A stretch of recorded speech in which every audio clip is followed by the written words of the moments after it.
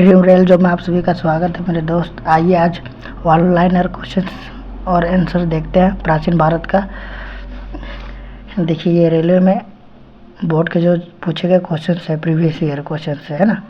देखिए बहुत important exam में पूछे जाने वाला क्वेश्चन है। तो वेदों की संख्या कितनी होती है? तो याद रखिएगा वेदों की संख्या 4 होती है। ठीक है। वेद किस भाषा में रचित किया गया है? तो याद रखिएगा संस्कृत में किया गया है। वेद संस्कृत में किया गया है। किसे श्रुति भी कहा जाता है? याद रखिएगा वेद को श्रुति कहा गया है। हिंदुओं का प्रथम पवित्र ग्रंथ तो वेद है। हिंदुओं का पवित्र ग्रंथ तो ऋग्वेद है, वेद है ना। और सबसे प्राचीन वेद ऋग्वेद है। ऋग्वेद में कितने श्लोक होता है? तो 1008 होता है। ऋग्वेद में श्लोक 1008 होता है। ठीक है, याद रखिएगा। आगे देखिए नेक्स्ट, प्रसिद्ध जो ऋग्वेद में किस मंडल में शुद्ध का उल्लेख किया गया है? शुद्ध का जो पहले उल्लेख है मिलता है आपका 10वें ऋग्वेद के मंडल में मिलता है। देखिए प्रसिद्ध गायत्री मंत्र का उद्गम ऋग्वेद से हुआ है। ऋग्वेद में निहित गायत्री मंत्र किस देवी देवता का है? तो सावित्री का है। शास्त्रीय संगीत के सिद्धांत की चर्चा किस वेद में की गई है? तो सामवेद में की गई है।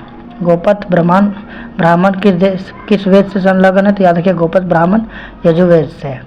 किस वेद के बुराइयों व बीमारियों के निवारण है तो जादू टोना का मंत्र दिया गया? तो अथर्ववेद में दिया है। मतलब जादू टोना अथर्ववेद, याद रखिएगा। वेदों का पुनरुद्धार का श्रेय किससे दिया जाता है? तो पुनरुद्धार जो वेदों का दिया जाता है वो स्वामी दयानंद सरस्वती को दिया जाता है। उपनिषदों की रचना कब की गई थी? याद रखिए उपनिषदों की रचना उत्तर वैदिक काल में की गई थी। उपनिषदों का प्रतिपाद विषय क्या था? तो याद रखिएगा हिंदू धर्म, प्राचीन भारतीय विधि, मानव का सामाजिक व्यवहार। देखिए ये एग्जाम के दृष्टि से बहुत इंपॉर्टेंट है क्योंकि पूछा हुआ क्वेश्चन है। संसार ईश्वर और ईश्वर ही मेरी आत्मा है, यह दर्शन किससे समाविष्टि है? तो याद रखिए उपनिषदों से है। ठीक है। और ऐत्रेय क्या है? तो ऐत्रेय उपनिषद है। भारत के राष्ट्रीय प्रतीक में उत्कीर्ण सत्यमेव जयते कहाँ से लिया गया था? याद रखिएगा इसको मुंडक उपनिषद से लिया गया। पुराणों की संख्या कितनी है? तो 18 है। अष्टधाई पाणिनि लिखा हुआ, अष्टधाई पाणिनि। रामचरित्र के मानस तुलसीदास। कालिदास द्वारा रचित पुस्तक अभिज्ञान शकुंतलम और मेघदूत और कुमार संभव दिया लिखा हुआ कौन? कालिदास द्वारा पुस्तक है। कादम्बरी बाणभट्ट का है।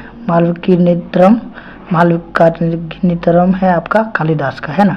राजतरंगिणी कल्हण का, जो कश्मीर के राजाओं के बारे में जिक्र किया हुआ है। हर्ष के दरबार में हैंसोंग ने अपना यात्रा स्मरण किस नाम से लिखा है? तो ये सियुकी के नाम से लिखा है। कौन? हर्ष के दरबार में हैंसोंग है ना। तो बोलेगा हैंसोंग किसके दरबार में था? हर्ष के था। मतलब हर्ष मतलब हर्षवर्धन है ना। हैंसोंग आया था है ना, वो यही स्मरण में लिखा था सियुकी। मुद्रा राक्षस विशाखा दत्त लिखा था। मुद्रा राक्षस विशाखा दत्त है ना।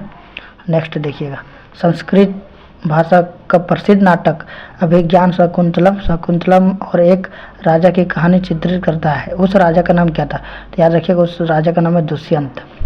संस्कृत भाषा के लिए व्याकरण तैयार करने वाला किसे श्रेय दिया जाता है? तो पाणिनि को दिया था। संस्कृत भाषा में व्याकरण का तैयार किया था कौन? पाणिनि। पंचतंत्र, जो पंचतंत्र है, पंचतंत्र लेखक कौन है? तो विष्णु शर्मा है। कौन सा? पंचतंत्र का। मृच्छकटिकम लेखक कौन है? शूद्रक। मृच्छकटिकम शूद्रक है ना। रत्नावली का पुस्तक तुलसीदास। रत्नावली तुलसीदास लिखा है। बुद्ध चरित्र अशोक घोष। विख्यात पुस्तक इंडिका किसने लिखा है? तो मेगास्थनीज लिखा है। ठीक है। मेगास्थनी किसके राज दरबार का कवि था? बताइए। सेल्यूकस निकेटर का है ना, याद रखिएगा। जातक प्राचीन पवित्र ग्रंथ किससे संबंधित है? याद रखिए जातक बौद्ध धर्म से। नेक्स्ट देखिए,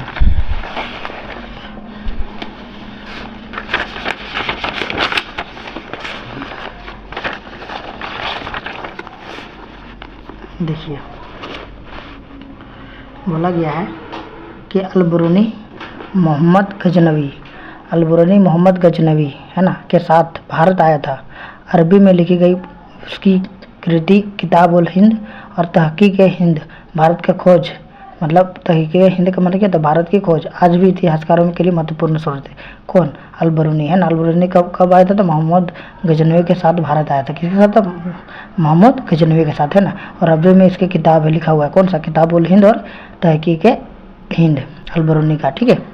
आज इतिहासकार का ही महत्वपूर्ण स्रोत है ना, यही भारत का खोज लिखा था कौन? अलबरूनी। इब्न बतूता द्वारा अरबी भाषा में लिखा गया उसका वृत्तांत, यात्रा वृत्तांत, जिसे रिहला के नाम से जाना जाता है ना, ये 14वीं शताब्दी के भारतीय उपमहाद्वीप के सामाजिक तथा सांस्कृतिक जीवन के विषय में बहुत प्रचुर तथा सबसे रोचक जानकारियाँ देता है। कौन? इब्न बतूता, जो लिखा है कौन? रिहला नामक पुस्तक में लिखा हुआ है ना। इब्न बतूता का रचयिता बुक है ना रिहला, याद रखिएगा।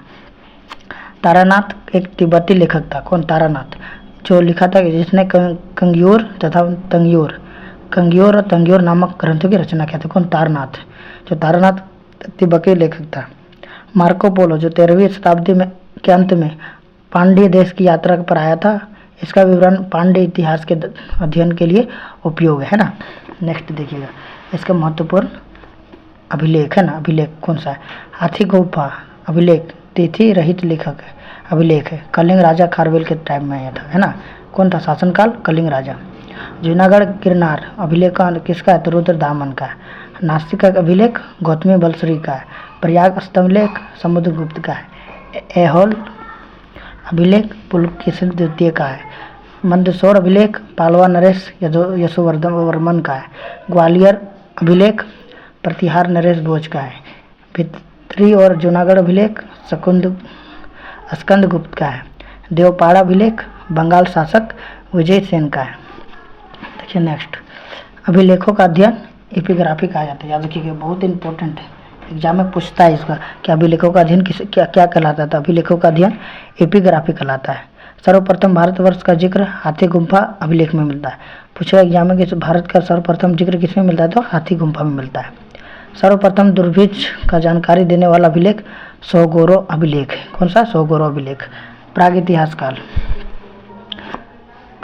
पूर्व पाषाण युग में मानव की जीवित का मुख्य आधार क्या था? शिकार। जो प्राग इतिहास वो आपका कंप्लीट हो गया है ना।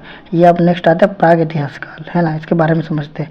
बोलता है पूर्व पाषाण युग के मानव की जीवित जो मुख्य आधार था शिकार। कौन सा? प्राग इतिहास काल में। आग का आविष्कार पूरा पाषाण काल में हुआ है। कौन सा? आग का जो आविष्कार है वो पूरा पाषाण काल में हुआ है। पहिए का आविष्कार नव पाषाण काल में। पूरा पाषाण में आग, अब नव पाषाण में पहिए का। ठीक। मानव द्वारा सर्वप्रथम तांबा का प्रयोग किया गया तथा उसके द्वारा बनाया जाने वाला प्रथम औजार कुल्हाड़ी है। याद रखिएगा, प्राग इतिहास काल में तांबा का प्रयोग किया गया था, है ना। और उसमें बनाने वाला था कुल्हाड़ी। प्राप्ति जो स्थल अति कम था। कृषि का आविष्कार नवपाषाण काल में हुआ था। कृषि का जो आविष्कार है नवपाषाण काल में हुआ था। कृषि के लिए अपनाई गई सबसे प्राचीन फसल गेहूं मानी जाती है। पहली फसल एवं जो थी, पहली फसल और जो थी, है ना। सिंधु सभ्यता के बारे में समझते हैं। देखिए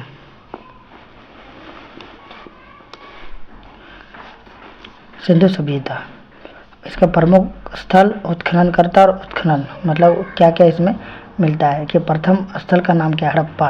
हड़प्पा काल जो स्थित कहाँ है? ये तो आपका पाकिस्तान के पंजाब में प्रांत जो है मोंटेगोमरी जिले में स्थित है। उत्खननकर्ता कौन था? मतलब जो खोजकर्ता कौन था? याद रखिए दयाराम साहनी था। और जो कब हुआ था? तो 1921 में हुआ था, है ना।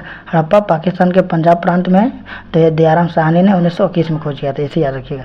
मोहनजोदड़ो ये भी पाकिस्तान के सिंध प्रांत में राखालदास बनर्जी ने क्या किया था? 1922 में खोज किया था, है ना। उत्कारगेंडोर, जो उत्कारगेंडोर है ये भी पाकिस्तान के बलूच में है, बलूचिस्तान प्रांत में स्थित है।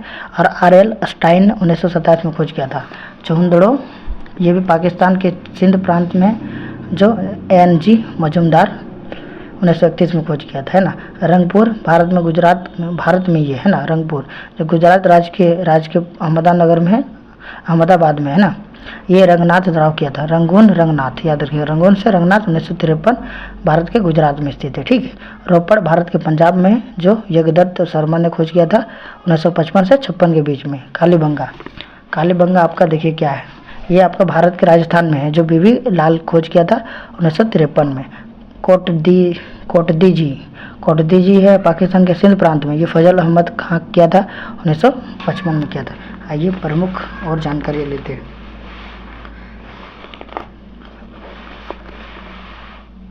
देखिए इसके बारे में जानकारी लेते हैं। न्याय सूत्र के लेखक कौन था? तो गौतम था। न्याय